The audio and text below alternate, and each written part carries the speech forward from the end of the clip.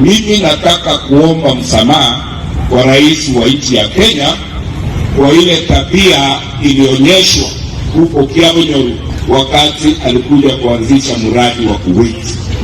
Kuna watu walikodishwa wakasafirishwa huko wakaharibu mkutano wa rais na wakaanza kumshurutisha eti atangaze ati university itakuwa huko.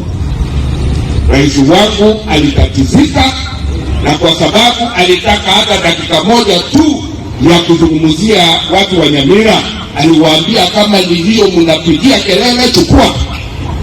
That is not an official issuance of a university to any location in Kenya or in Nyamira in particular.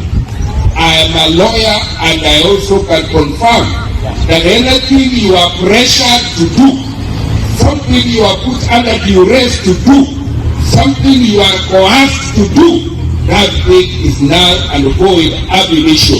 I want to assure you, Mr. President, that our focus to bring Nyamira University lawfully using the due process through the division of the Commission of University Education, as leaders from Nyamira are committed to that program, and whatever decision that will come out of the Commission of University Education, that is the decision that we have learned.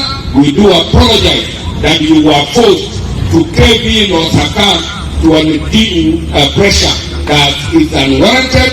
That is not the tabia of our people of Nyamira, and I invite you back to Nyamira in October, and you will see how sweet, how civilized, how disciplined, how citizens of Nyamira County living in West Mugirango conduct their business. The consultations were underway on which is the suitable place for that university. We have not undertaken any public participation on the same. And Mr. President, you must have been misguided by somebody. Kiabonyoru is still very much interior and it is a scene of crime. What do I mean?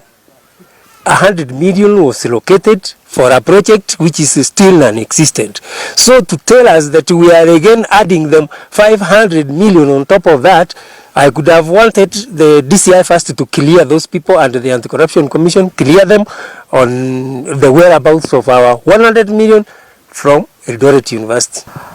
President mwenyewe alisema ati walikutana na mchumbe wa North Mugirango huku Kilgoris, wakasema mambo ya university.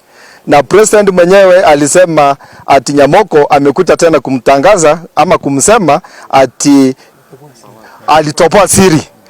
Na watu wa Nyamira wanauliza, watu wawili wataweza sema university, wataweza decide university itakuwa Kiabonyoru? Hiyo university ikae, watu wote wakuti Nyamira, we have all elected members, wakuche tukae nao chini, tukubali. Kama university inaenda, inapaki Nyamira, ikae Nyamira. Kwa sababu kuna samba kubwa sana, iko Riaki Mae, uko senator, hapa Sironga, sema tumekubali kutoka. Mahali tulisema senator, wakikubali wakianza shule hivi, tunatoka, tuwachie samba, watengeneze university, ndio ikae hapa Nyamira karibu na sisi.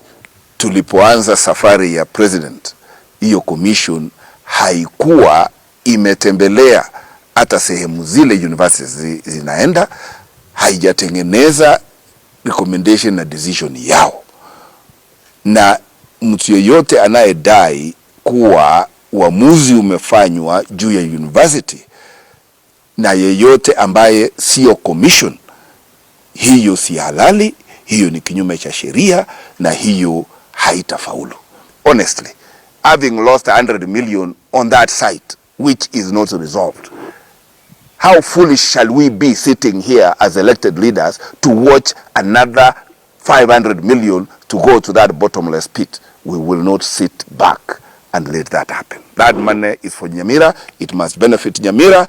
Huko hakuendeki, hakutaendeka, and I dare say I will mobilize Nyamira people to occupy that place should any decision be taken to put anything associated